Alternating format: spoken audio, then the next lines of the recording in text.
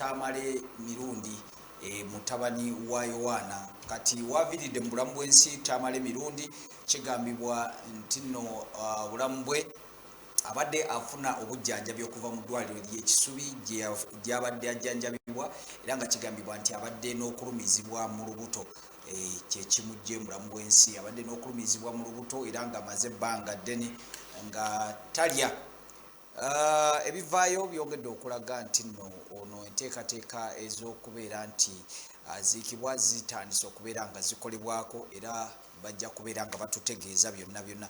Tamale Mirundi yazaalibwa mu 1964 era nga yazaalibwa mu district ye Lukaya district.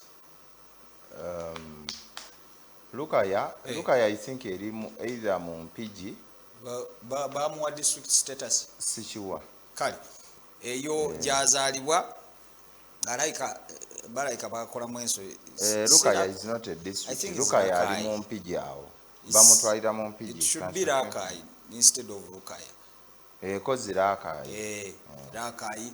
Kakati omukulu wafiiridde abadde munnamawulire omukuukutivu era nga kigambibwa nti yawandiikirako olupapula lwa munno eyo gye yava n'atandika okukola nga munnamawulire omujjuvu n'ayingirako awo n'akolerako empapula ez'enjawulo yawandiikirako Daily Monitor abadde muwandiisi wa butabo. Lukaya bamubalira mu Kalungu. Abadde musajja muwandiisi wa bitabo eby'enjawulo. President Museveni yavaayo n'amuwa emmotoka olw'omulimu omulungi gwe yali akoze ng'omulw'amagezi saako n'okubeera munnamawulire omulungi. Awo nno mukulu mu kujja kwe yagobebwa ku mpewo za TV ezimu mu mwaka gwa 2017 yalina show gye yali akola eya 1-on-1. Abadde musajja muyivu yasomera Lubaga Senior Secondary School ate n'agenda e Makerere University nayo n'asobola okubeera nga ate asomerayo. Mu byobufuzi abadde muwagizi wa kibiina kya National Resistance Movement. Muwagizi wa Museveni. Agamba siyesi NRM wabula wa Museveni. Kale abadde muwagizi wa president anti President Museveni ate si kibiina. Anti nsobola okuba nga nkwagala nga saagala family yo naye nga njagala gwe ng'omuntu.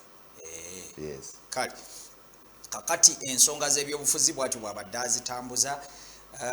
Kinajjukirwa nti nno azenga alagula ebintu ebimu ne bibaawo era nga yateebereza n'agamba nti mu mwaka gwa 2021 mu kulonda ekibiina kya National Unity Platform ku ludda oluvuganya kijja kubeera nga kifuna ababaka bangi okusinga ku bibiina ebirala ebivuganya.